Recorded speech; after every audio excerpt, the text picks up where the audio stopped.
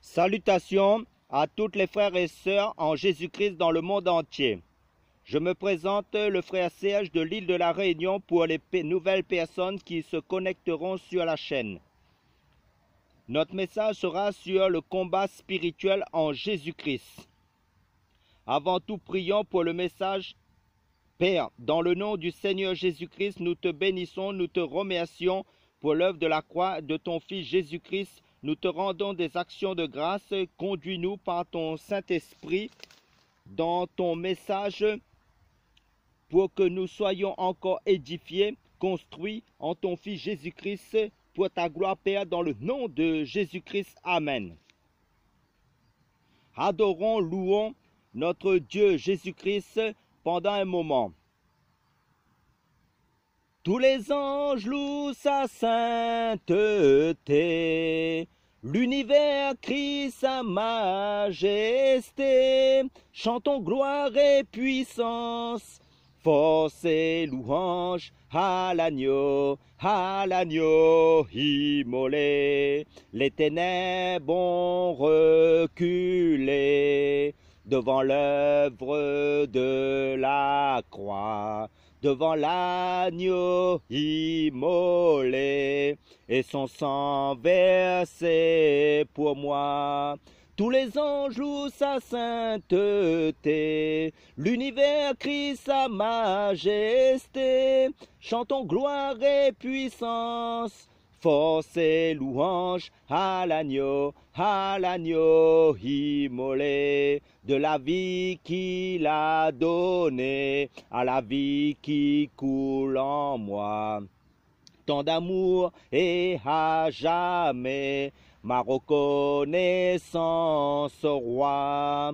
Tous les anges louent sa sainteté, l'univers crie sa majesté, chantons gloire et puissance, force et louange à l'agneau immolé. Jésus est Seigneur, Jésus est Seigneur de cette nation. Jésus est Seigneur, Jésus est Seigneur de l'île de la Réunion. Son trône est fondé sur la justice, son trône est fondé sur l'équité, et son sang a vaincu l'ennemi de nos âmes. Il est le puissant libérateur. Jésus est Seigneur, Jésus est Seigneur de tout le monde entier. Jésus est Seigneur, Jésus est Seigneur de toutes les nations. Amen, frères et sœurs. Comme vous le savez, en tant que lecteur de la Bible, la marche des enfants d'Israël dans le désert vers le pays de Canaan, le pays de la promesse, le pays où coule le lait et le miel, ne s'est pas fait sans combat, comme vous le savez. En tant que lecteur de la Bible, si nous retraçons l'histoire d'Israël jusqu'à la terre promise, le Canaan, il y a eu différentes étapes dans le livre de Josué. Et s'il y a bien un livre qui doit être mis en parallèle avec un livre de la Nouvelle Alliance, avec le livre de Josué, c'est le livre d'Éphésiens. Livre qui parle du combat. Il y a bien des différents thèmes, mais bien sûr, dans ce livre, et je voudrais parler justement comment on préambule du combat spirituel en Jésus-Christ dans le livre de Josué. Josué se prosternant devant le grand chef de l'armée de l'Éternel et adora, qui est l'image de Jésus-Christ, là qui était encore caché sous l'ancienne alliance. D'après le livre de Josué chapitre 5 verset 14, qui mérite l'adoration seul. Et dans le livre de Josué, c'est le chef de l'armée de l'Éternel invisible qui marchait devant le peuple d'Israël dans le combat. Et le peuple marchait par la foi, entraîné vers le Canaan, le pays de la promesse, le pays où coule le lait et le miel. promis par Dieu bien longtemps avant à Abraham, d'après les Actes des Apôtres chapitre 7. Le pays de la promesse pour les chrétiens correspond à une certaine étape de la vie chrétienne. Cela correspond à entrer dans la vie abondante, dans l'espérance de la plénitude, entrer dans le repos de Dieu, dans la bénédiction de Dieu, dans la vie que Dieu a préparée pour ses enfants. Et c'est la volonté de Dieu en croyant au Seigneur Jésus-Christ. Amen. En invitant le Seigneur Jésus et en le saisissant, en le suivant, qu'on puisse jouir pleinement du salut. Jésus est venu apporter le salut. Amen. Jésus est venu pour nous sauver, non seulement sauver ceux qui croient en lui pour le ciel.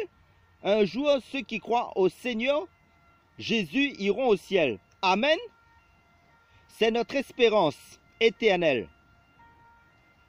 Parce que la parole de Dieu nous dit, le ciel et la terre passeront d'après l'évangile de Matthieu chapitre 24 plutôt, verset 35. Tout ici-bas passera. Mais nous serons pour toujours dans la présence de Dieu. Ça, c'est le salut, la certitude du chrétien.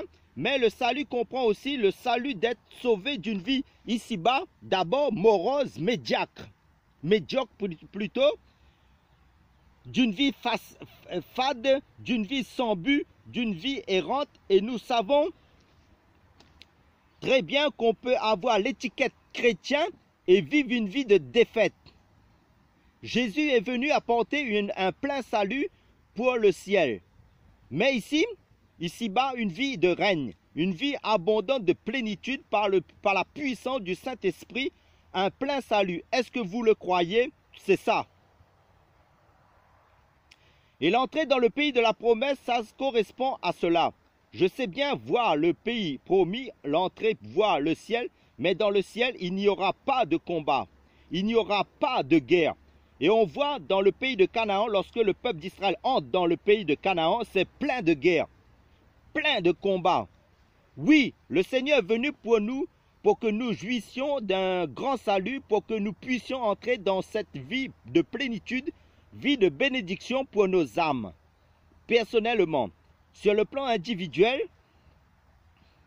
sur le plan familial, sur le plan communautaire de l'Église, mais vous êtes d'accord que l'entrée dans le pays de la promesse, ça ne s'est pas fait tout seul.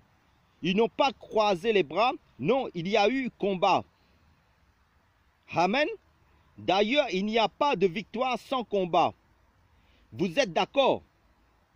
On peut parler de victoire dans la mesure où il y a lutte et combat, et ça parle du combat spirituel pour jouir pleinement du repos, des bénédictions, de voir le triomphe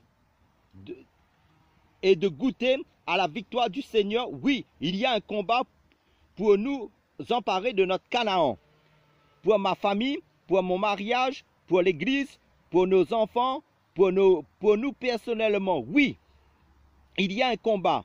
L'enjeu, c'est le repos. C'est aussi la conquête, l'honneur de Dieu. Sa renommée, car lorsque Israël entre dans le pays de Canaan, c'est la renommée de Dieu, de l'Éternel, le Dieu d'Israël qui est en jeu. Son témoignage. Oui, entrer dans notre Canaan sur le plan de l'Église, pour nous, c'est aussi l'avancée du royaume de Dieu, son extension, l'avancée de l'Évangile. C'est percer les ténèbres et que l'Évangile brille et que des âmes soient sauvées. Amen, alléluia. Ça, c'est la conquête. C'est la croissance. Est-ce que nous le voulons ou on est content comme on est? Est-ce que vous voulez que Dieu se sert de vous, peuple de Dieu, pour la conquête, pour que les âmes soient sauvées à travers vous, pour l'avancement de son royaume, pour que sa gloire éclate et qu'on sache que Dieu est vivant? Alléluia. Ne me répondez pas. Toi-même, tu as la réponse dans ton cœur. Dieu veut se servir de son peuple. Et pour que ces choses prennent place, il y a un combat. Il y a un combat spirituel. Il y a le combat de la foi. Quand on parle de combat, tout de suite, les habitués de la Bible pensent à un livre, c'est le livre des Éphésiens. Et plus particulièrement, quel chapitre? Chapitre 6, où il est question, oui, où nous n'avons pas à lutter contre la chair et le sang, mais contre les dominations, contre les autorités. Hein? Nous connaissons tous ces passages par cœur en tant que lecteurs de la Bible, contre les principautés, les esprits méchants dans les lieux célestes, et nous sommes sensibilisés par rapport à l'aspect du combat, mais j'aimerais signaler quelque chose de très important. Parfois, on a tendance à se focaliser trop particulièrement à cet aspect du combat, à isoler ce texte d'Éphésiens chapitre 6, que nous n'avons pas à lutter contre la chair et le sang, de tout le reste. S'il y a Éphésiens chapitre 6, avant, il y a Éphésiens chapitre 1. Oh, c'est une grande découverte, ne riez pas. Vous allez comprendre pourquoi. Après, il y a Éphésiens chapitre 2, Éphésiens chapitre 3, chapitre 4 et chapitre 5. Et nous aurons tendance à réduire le combat spirituel à cet aspect du chapitre 6 d'Éphésiens. Voyez le combat spécifique du monde invisible, des esprits méchants, les forces des ténèbres. Je chasse l'ennemi, je chasse les démons, etc. On a focalisé cet aspect du combat, on a isolé, on a tendance à réduire ce combat spirituel et à nous attaquer directement au monde invisible, aux forces dans les lieux célestes du deuxième ciel, dans cet univers, dans ce cosmos finalement que nous ne maîtrisons pas. Et je voudrais situer cet aspect du combat spirituel. C'est sûr que cet aspect existe et c'est important en prendre conscience, mais j'aimerais le relier à tout le reste situé vraiment dans ce contexte pour que nous sachions où se trouve vraiment le combat avant tout. Et pour que nous sachions discerner dans notre quotidien, c'est pourquoi nous allons parcourir, si le Seigneur permet, avec le temps, le livre d'Éphésiens. Je dirais, premièrement, il y a un aspect Éphésiens chapitre 1. Béni, Éphésiens chapitre 1, verset 3, béni soit le Dieu, le Père de notre Seigneur, qui nous a bénis de toute bénédiction spirituelle dans les lieux célestes. Si nous lisons tout le chapitre 1er, même le chapitre 2, il est question de notre position spirituelle en Christ. Déjà, le combat se situe d'abord là. Connaissez-vous votre position en Christ, votre position spirituelle, ce que nous sommes en Christ? Si vous lisez Éphésiens chapitre 1, ok, il y a tout ce que nous ressentons de nous-mêmes, de le jugement, l'appréciation, la valeur, l'évaluation de nous-mêmes, de vous-même, de votre vie spirituelle. Mais ça, en quelque sorte, on s'en balance, on s'en moque. Ce qui compte, c'est le point de vue de Dieu, ce que Dieu dit dans la Bible, dans sa vérité.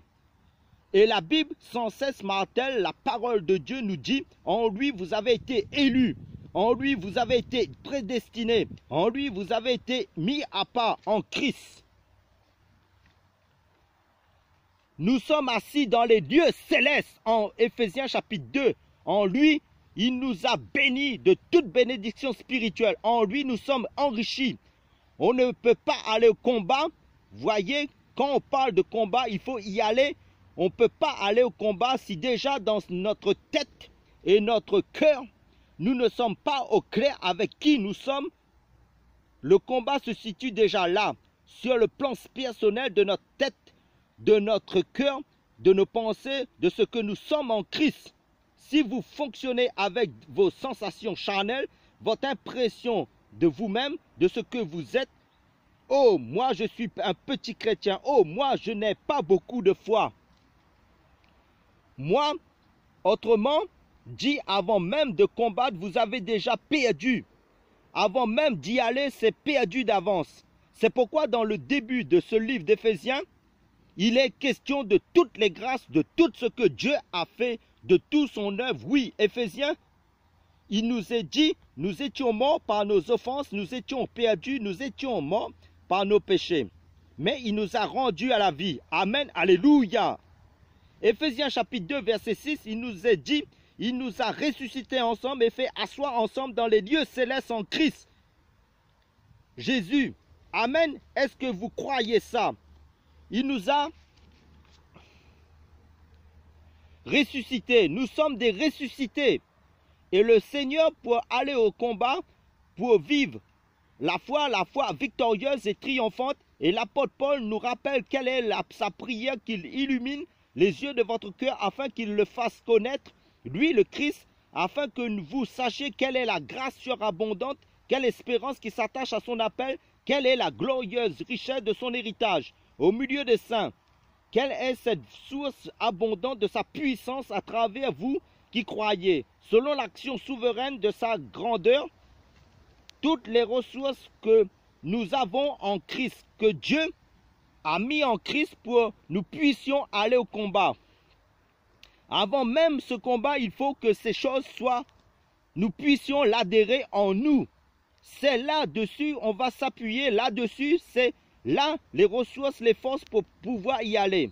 C'est ça qui va nous donner de l'énergie. Si on parle d'Éphésiens chapitre 1, Éphésiens chapitre 2, Éphésiens chapitre 3, nous parle de cet amour. L'apôtre Paul fléchit les genoux pour que les Éphésiens connaissent qu'ils soient fondés, enracinés, fondés dans l'amour, pour qu'ils savent l'héritage, quel est l'amour de Christ, la largeur, la longueur, la hauteur, la profondeur de l'amour de Dieu qui surpasse toute connaissance, afin que nous soyons tous les Éphésiens soient tous remplis jusqu'à toute la plénitude de Dieu. C'est ce qui va être déterminant, le point d'appui pour pouvoir retirer les forces pour aller au combat.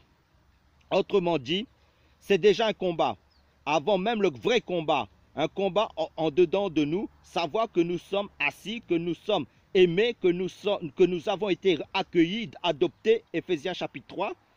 L'apôtre Paul, que oui, la vocation des païens et d'Israël, où il y avait un fossé énorme, culturel, racial, spirituel, où Israël considérait les autres peuples comme impurs. Eh bien, Dieu a brisé le mur de séparation, et des deux, il en a fait un seul homme. Amen, alléluia, gloire à Jésus-Christ. Et la Bible dit oui, on n'est plus des gens de façade. Vous n'êtes plus des gens étrangers, mais des gens de sa maison. Autrement dit, assis, établis, aimés, voilà où se situe déjà le combat.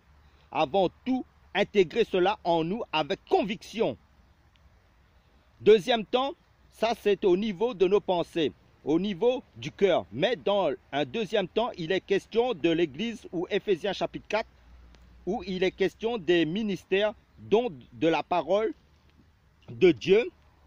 Et Dieu a fait des dons aux hommes, les docteurs, les évangélistes, les prophètes, les pasteurs, les apôtres. Et la Bible nous dit, pour le perfectionnement des saints, pour l'édification du corps de Christ, pour arriver à cette unité de la foi, pour arriver à l'unité de l'esprit, car pour pouvoir accomplir la volonté de Dieu, pour que Dieu puisse accomplir son plan et son objectif, il a besoin d'une église, son corps, qui est bien expliqué dans le livre d'Éphésiens chapitre 4.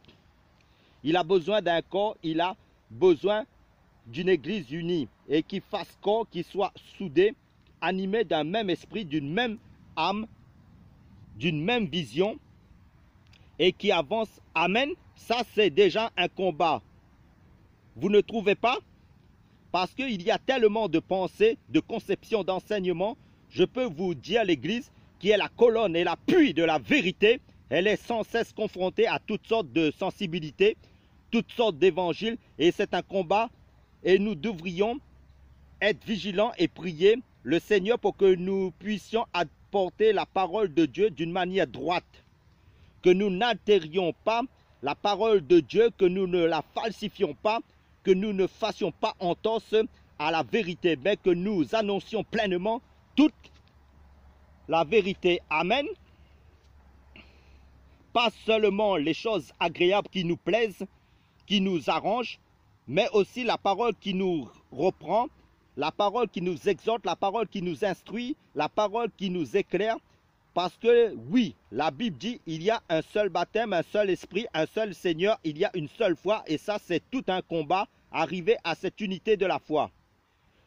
Nous avons l'illustration avec le peuple d'Israël, quand il a voulu s'attaquer à Haï. Vous vous souvenez, en tant que lecteur de la Bible, aïe aïe aïe. Ils ont dit, on a eu Jéricho. Ils ont dit, c'est une petite ville, c'est rien du tout. C'est pas la peine qu'on y aille tous, juste 2 ou 3 000, juste un petit commando 2 ou 3 000 soldats et cela suffira. Ils sont allés et ça a été l'échec. Quand Dieu reprend la direction du peuple, que tous les hommes de guerre se rassemblent, il fallait qu'ils fassent corps, soit un, le peuple de Dieu d'Israël, soit un pour combattre Aïe. C'est ainsi qu'ils ont pu avoir la victoire. C'est un combat, parfois que de nous rassembler, de nous unir, d'être dans une même vision. On est tous d'accord que d'être dans un même lieu, cela ne veut pas dire qu'on est un. Arriver à l'unité de la foi, l'unité de la vision, arriver à l'unité de l'esprit, c'est toute une affaire. Et nous avons besoin que le Seigneur nous éclaire et que le Seigneur nous aide. Voici que un autre domaine, un troisième point tellement important, à partir d'Éphésiens chapitre 5, il est question, à partir du verset 22, « Femmes, soyez soumises chacune à son mari. » Verset 25, « Marie, aimez chacun votre femme comme le Christ a aimé l'Église et s'est livré lui-même pour elle. » Chapitre 6, « Enfants, obéissez aux parents selon le Seigneur, car cela est juste. Honore ton père et ta mère, car c'est le premier commandement accompagné d'une promesse, afin que tu sois heureux et que tu vives longtemps sur terre. » Donc pour vivre longtemps sur terre, honorez vos parents. Père, n'irritez pas vos enfants, mais élevez-les en les corrigeant et en les avertissant selon le Seigneur. Serviteurs, verset 5, obéissez à vos maîtres selon la chair, avec crainte et tremblement dans la simplicité de vos cœurs, comme au Christ. Ça nous parle de la relation sociale aujourd'hui, si on compare aujourd'hui de cette relation professionnelle et quand vos maîtres à l'égard aux serviteurs, et quant à vous maîtres, à l'égard de vos serviteurs, abstenez-vous de menaces, sachant que leur maître est le vôtre, et dans les cieux, et devant lui, il n'y a pas de considération de personne. Autrement dit, il est question de relations familiales, sociales, professionnelles. Voilà où se situe le combat aussi. C'est là où nous devons comprendre que les rapports mutuels de notre vie de chaque jour, oui, dans le couple, oui, dans la famille, avec les enfants, oui, avec les parents, oui, avec les collègues de travail, oui, avec les patrons, il y a un combat. Est-ce que nous discernons ces choses? Nous devons, oui, être vigilants dans notre marche de chaque jour, dans toutes ces sphères de notre vie, parce que si nous laissons la chair prendre le dessus, si nous ne sommes pas vigilants, si nous oublions que nous sommes des nouvelles créatures en Christ, des nouvelles créations, nous oublions que nous avons revêtu Christ. La chair, c'est le terrain d'activité de l'ennemi. La chair, c'est par là que l'ennemi va influencer, va œuvrer. Et si nous permettons à l'adversaire, si nous ne sommes pas vigilants par nos désobéissances, par notre vie selon la chair, l'ennemi va pouvoir venir. Vous savez ce que l'adversaire fait? C'est un voleur. C'est un voleur. Est-ce qu'un voleur, quelqu'un qui est voleur, entre dans une maison? Est-ce qu'il voit plein de choses? Est-ce qu'il va pas repartir les mains vides? Certainement pas. Il va essayer d'en mettre plein les poches. À partir du moment où une porte lui est ouverte. Pourquoi? Tant de gens disent, lorsqu'on se trouve ensemble, ils sont bénis, ils sentent la présence de Dieu. Oui, Dieu est là. Dieu me bénit. Ça me fait du bien. Quand nous chantons, louons, nous prions, nous vivons des choses merveilleuses. Et quand nous sortons de là, nous franchissons la porte, j'ai l'impression tout est parti. Je franchis la porte de la maison et puis déjà il y a de l'électricité dans l'air. Et il suffit d'une parole, il suffit de quelques irritations, il suffit de quelques regards, attitudes, et vous savez, ces attitudes, réactions charnelles, l'ennemi est là. La Bible dit, le diable rôde comme un voleur, comme un lion rugissant qui veut dévorer. Oui, il rôde, et quand il voit une fenêtre ouverte, qu'est-ce qu'il fait? Une porte ouverte, il entre, il vole la paix. Dans le couple, il vole la joie, il vole la confiance, il vole toutes sortes de bénédictions, de richesses, la présence de Dieu, les bénédictions que Dieu déverse dans notre vie. L'ennemi vient et il les vole. et on se dit, je me sens vide, je me sens pauvre, je me sens misérable. Donc, fermez la porte. La chair. La chair, c'est pourquoi, dans le livre d'Éphésiens chapitre 5, l'apôtre Paul dit, vous étiez ainsi. Vous étiez cupide, vous étiez que l'inconduite, toute forme d'impureté, la cupidité ne soit pas même mentionnée, que ce ne soit pas un sujet de conversation parmi vous, comme il convient à des saints, pas de grossièreté, pas de propos insensés, car cela est malveillant, mais plutôt des actions de grâce. Car sachez-le bien, aucun débauché impie ou cupide ou d'idolâtre n'a d'héritage dans le royaume du Christ et de Dieu. Verset 8. En effet, autrefois vous étiez ténèbres, mais maintenant vous êtes lumière dans le Seigneur. Marchez comme des enfants de lumière, marchez comme des enfants de lumière dont la parole de Dieu nous rappelle ce que nous étions, mais ça, c'était avant. Mais maintenant, vous êtes lumière, marchez comme des enfants de lumière, c'est pour fermer la porte à l'adversaire, pour que l'ennemi ne vienne pas dérober et détruire. C'est ça, la marche par l'esprit, obéir à l'esprit, parce que maintenant que nous sommes ressuscités en Christ, que nous sommes des nouvelles créatures et que nous sommes le temple du Saint-Esprit, le Saint-Esprit nous parle. Oui ou non? Quand vous êtes dans une situation tendue, difficile, où vous êtes tenté, vous avez envie de faire votre propre volonté, et la volonté de la chair, vous laissez aller un tant pis, hein? Vous laissez aller tout balader, où vous sentez la pression du Saint-Esprit parce que vous êtes enfant de Dieu. La pression du Saint-Esprit qui dit non, contrôle, maîtrise. Non, ne dis pas n'importe quoi. Non à la colère. La colère de l'homme n'accomplit pas la justice de Dieu. Le Saint-Esprit vous avertit, vous parle, mais qu'est-ce qu'on choisit? C'est vous, c'est nous qui choisissons. Soit on écoute l'Esprit de Dieu, soit j'obéis à l'Esprit de Dieu, ou alors je fais ma propre volonté, soit je vis selon la chair, et si vous vivez selon la chair, la Bible dit, vous allez mourir. Pourquoi?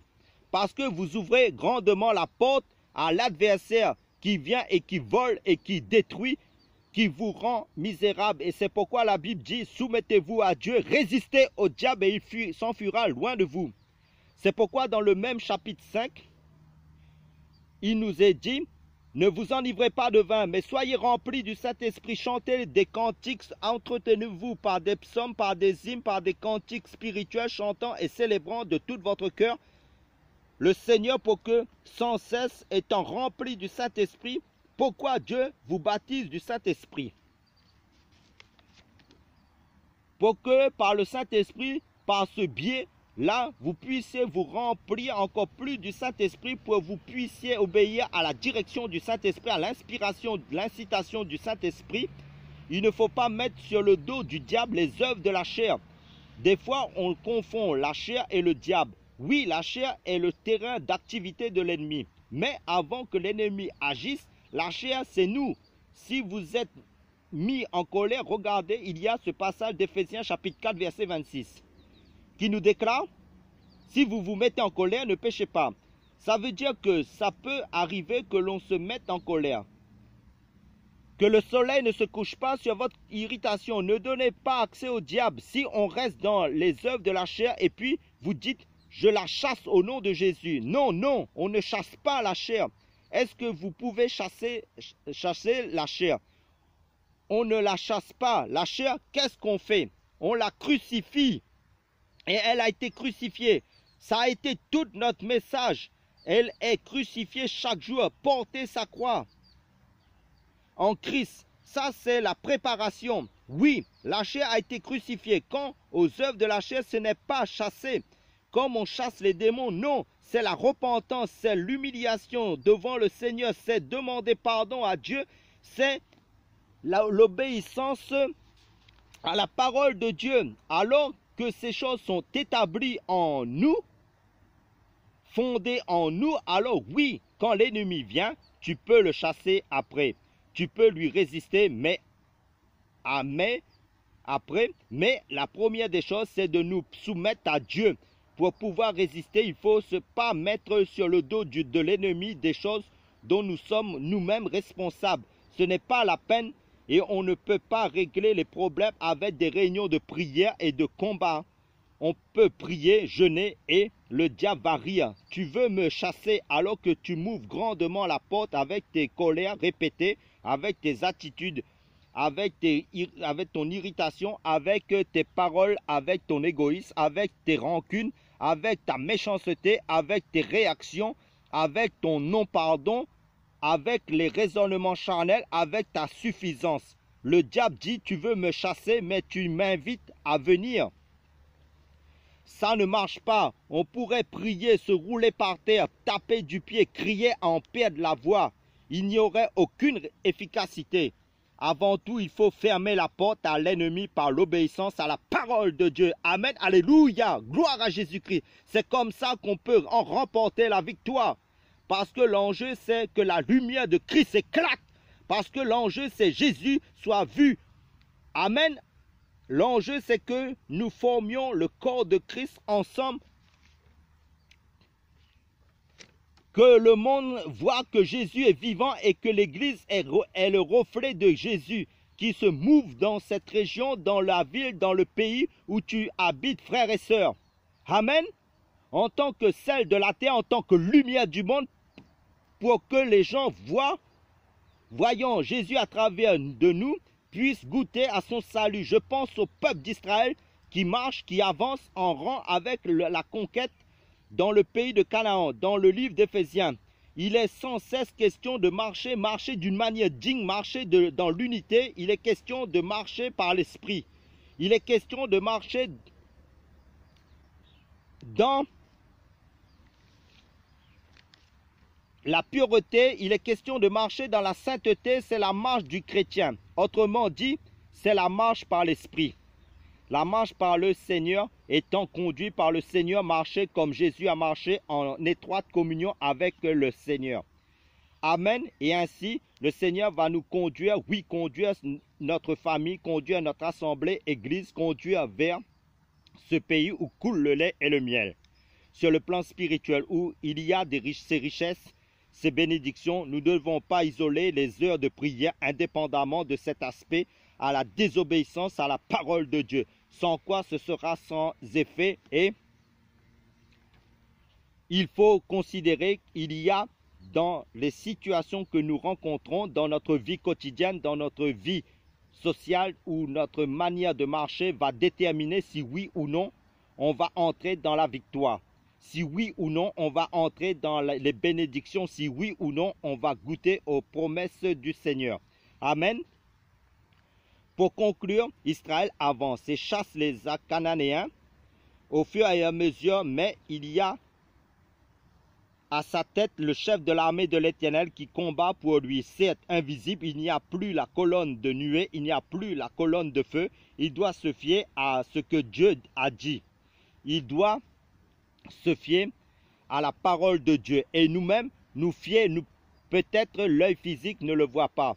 Peut-être nous ne le touchons pas physiquement. Mais nous marchons par la foi. Nous croyons dans la parole de Dieu. Et nous laissons la parole avoir autorité sur nos vies. Et nous croyons qu'il nous conduit et qu'il nous fait entrer dans sa victoire. Amen. Dans le règne de Dieu.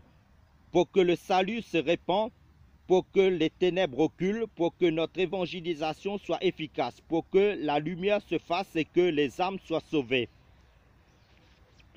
Et qu'on puisse voir la gloire de Dieu éclater, le peuple de Dieu se multiplier pour la gloire de Dieu en Christ. Alors les regards fixés sur le Seigneur Jésus-Christ, nous voulons avancer.